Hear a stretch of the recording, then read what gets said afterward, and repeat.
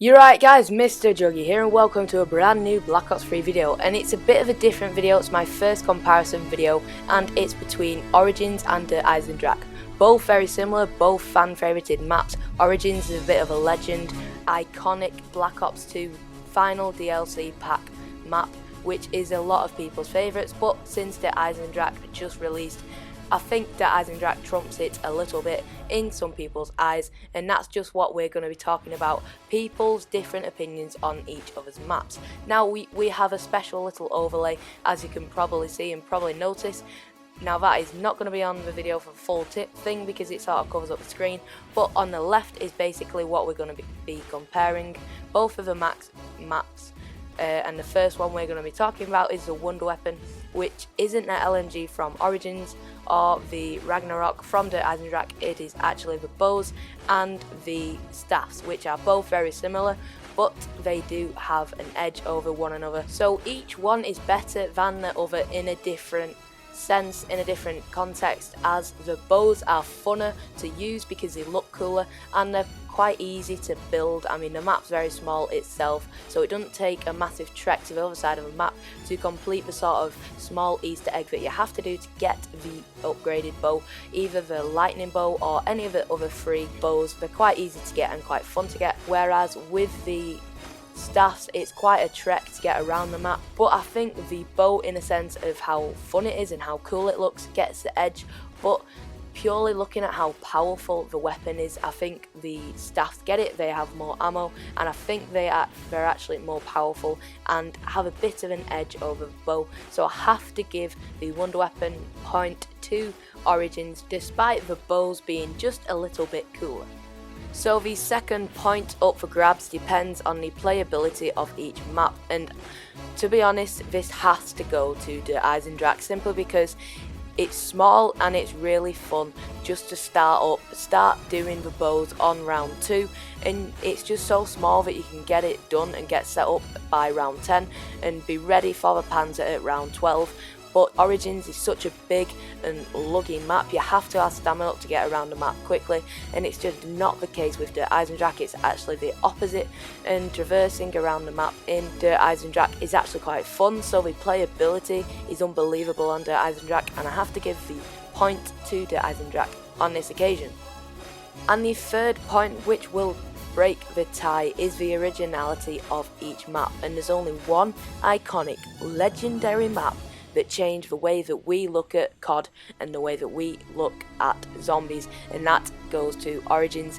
Origins introduced us to so many different things in zombies: the Panzer, the Wonders Fizz, 4 buildable, upgradable weapons that each player could acquire throughout the map, that it was just fun and enjoyable to use. It introduced us to the shield, which has become just standard in zombies today, and it introduced us to, obviously, our 4 original characters in young mode, and it just opened so many different pathways and possibilities for the storyline. It was just one of the best maps for its originality, so that point has to go to Origins, which makes the leaderboard 2-1 at this moment. So the fourth point up for grabs is the size of the map, and how the size of the map either made it easier, funner, or harder to play the game.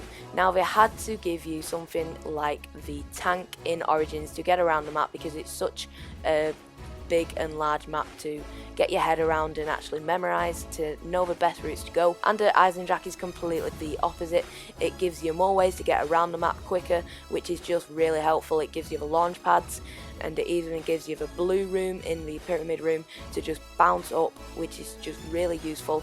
And I don't think in Origins a tank was enough, and that's why I have to give this point just to Der Eisendrache, because there's so many different ways to get in different positions of the map compared to Origins, where it was just a bit too complicated and you didn't really know where you were. At some points it was a bit like a labyrinth in the little war zone, and in Dead Man's Land it was a bit weird to get around and quite hard to get your head around. So that's why this point has to go to Der Eisendrache. So the fifth point is regarding the Easter egg and how long it took you to do the Easter egg, how fun it was to do the Easter egg, how many people it required to do the Easter egg, and how just many questions it answered and how many questions really, and it's quite hard just because with the Der Eisendrache Easter egg it's open to all. You can do it in solo, 2, 3 or 4 players, but the ending cutscene is really good. It does answer a few questions, but it's not as good as the Origins one. The ending cutscene in Origins with Samantha and Eddie playing with the zombie toys was just groundbreaking.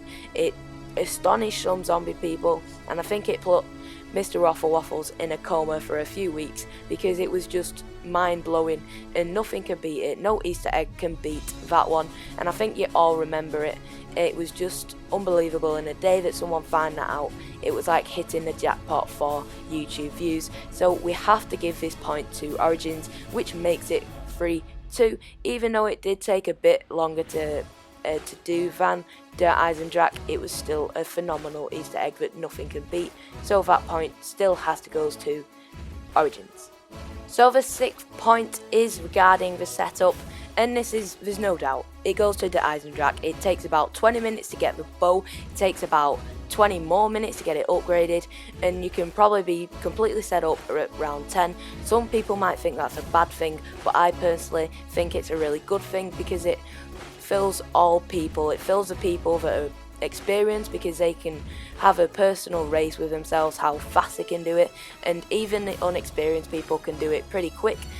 And with Origins it took quite a long time. The map was so big, the mud was just so frustrating, it slowed you down so much that it took quite a while to get set up, and there were so many perks to get, so many different places to go for the perks and to build your shield and other stuff. It just took a bit longer than the Eisendrache, and comment if you think that's a bad thing or a good thing, but personally I think that is a bad thing.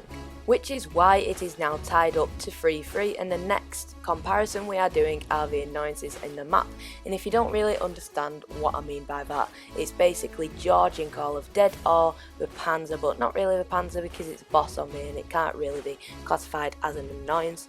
But this has to go to Origins simply because of the mud, that's 1.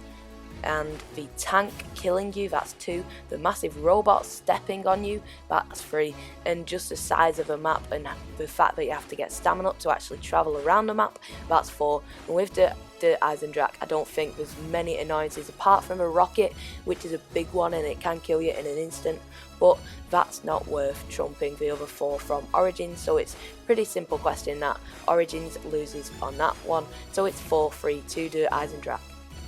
And the next comparison we are doing are the perks, which there isn't much of a difference. They don't add or take away perks that often, but they have taken away something that was in Origins that isn't in the Eisendrache, which is such a fan favourite perk, and you've probably guessed it by now, it is PhD Flopper. Every single person in the zombies community wants to see this perk returning, but it just simply won't because they think it's an OP perk, and it definitely is. And that's basically why the Origins perks trump the Eisendrache, because the Eisendrache has Widow's Wine, but it doesn't have the fan favourite PhD, which we need to see a return of, and Origins has to get the point for that. So from that last point, it is all tied up once again at 4-4, but the next comparison is who it's suitable for, sort of like a movie. Is it suitable for everyone, every person's playstyle, and also every person's different skill, ability type thing? And the Eisendrache wins by a ton. There are far more places to camp if you want to camp with the lightning bow. There is a variety of places where you can train, and it is open to those people who just want to run around and be crazy because it's a small map. You can easily get around the map and still have a train behind you without them spawning in and cutting you off at every single door. So the Eisendrache has to get the point for different people's play style, because with Origins it's massive, and if you don't play zombies and if you're not experienced, you won't get the stats, which is more difficult to get than the Eisendrache, and you won't really get a proper feel for the map and enjoy it as much as the Eisendrache, and it's just harder for the average player. So the final point that will decide who actually wins this comparison sort of competition video is the looks of the actual map, and this has to go to the Eisendrache simply because of the wide variety of colours, the launch pad, the rocket, Samantha and Eddie's room. It's just all looks fresh and new. and it's sort of unlucky on Origins as it sort of looks depressing in last gen, and the colours are sort of droopy and rainy, and it's not the best looking map compared to the Eisendrache, which has a Black Ops 3 feel. It looks better and it just feels better.